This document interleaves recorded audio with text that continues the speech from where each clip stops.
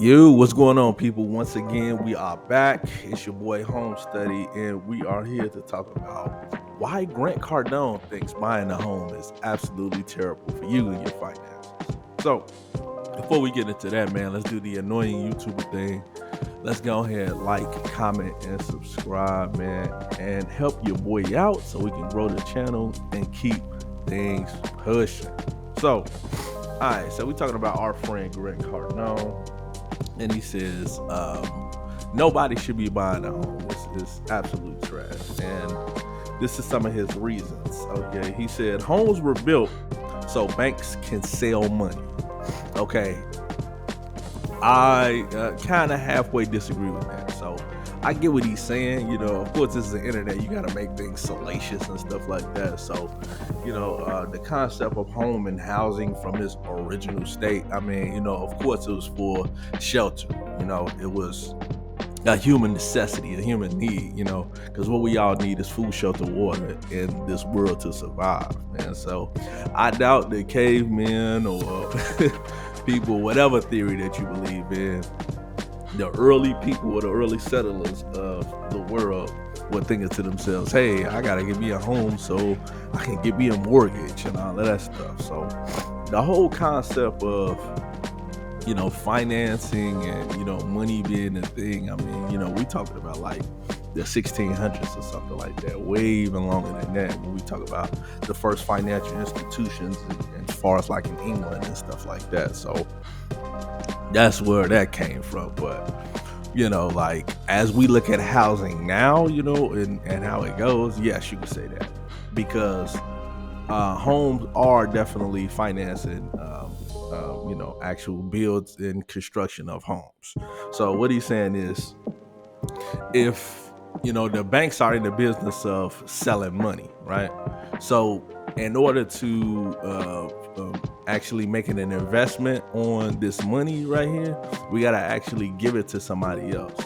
So if you as you go walk into a Chase Bank, right, and you got $100, right, and you put it in the bank account, the bank is saying, hey, we'll give you interest on it. How they gonna get that interest? They're going to sell your $100 to somebody else. And how do they do it? You can't just be like, hey, I give you, Mr. Borrower, I give you $100, but you got to bring me back $250. And they might be like, no, I'm not doing that. That's absolutely ridiculous. But hey, we'll finance you this home and give you the $100 as money to actually buy this home. But then you bring me $250 back in 30 years. And you're like, oh, okay, you know what? That's actually a good deal for me. So I can understand in a perspective like that, you know what I'm saying? So, because nobody's just going to borrow money. So the next thing he said is banks use the American dream as marketing. So 100% agree with that, because when we look at stuff like Mad Men and stuff like that, and how they actually, the art of selling things is more psychology more than the actual product. We gotta sell you this product based on how you will feel when you actually get it. No matter if it's clothes, it's shoes, it's an actual home like that. How are you going to feel when you get it? Are you going to feel like you're progressing forward? Are you going to feel happy? You're feel sad about something? It's going to make you feel delighted. Whatever it's going to do, we got to get you that marketing. So I definitely believe that it goes hand in hand. We can't sell a product without actually selling the interest behind it. So I can agree with that. And the next thing he says a house is a bad investment because a house can't go anywhere, it can't make money, and you basically have to pay. Now, and also too, like, yeah, you can't bring customers to your door, which is, false now. Now, if that information and that what he was saying would have been relevant 20 years ago, because when we're thinking about what you can do now with the internet as far as like Airbnb and stuff like that, and also too, like, even if you live in a home and you have a garage or an extra room in your house, you can actually rent out that space as storage. You can just have people just come over there, put their bags or their boxes or whatever garbage that they got, and just put them in your garage and put them in extra space in your house and earn passive income just by just having space in your home. That wasn't available to us 20 years ago. So with a house, you got multiple different options and ideas with a home now. So I disagree with him, you know what I'm saying, especially him getting on this internet, looking to a camera and saying that these days, because there's so many ways to monetize your home and not just have it like that.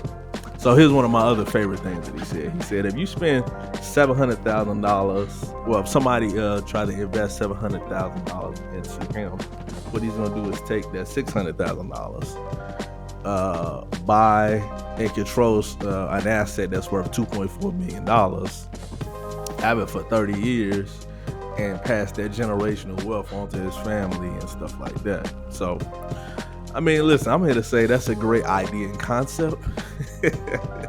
But, I mean, when we talking about $2.4 million of an asset, I mean, you're talking about, if you want to go with a home, I mean, you're at least looking at like 300,000 square feet or 400,000 square feet, right? If you're looking at a multi-unit property, something like that, man, we looking at like 10, 20 units, right? So I don't know if you guys notice when you actually like listening to something like that, you got to crawl before you walk, right? I have a home now, right? And it's a multifamily. And in a multifamily, you know, things break around here, right? Things break. My house is relatively new, but things do go wrong and you have to foot the bill for it, right? So even with my home at 400,000 square feet, you know, like if it floods here, you know, I'm out $1,000 or $2,000, right? So just imagine if it's flooding in your $2.4 million asset.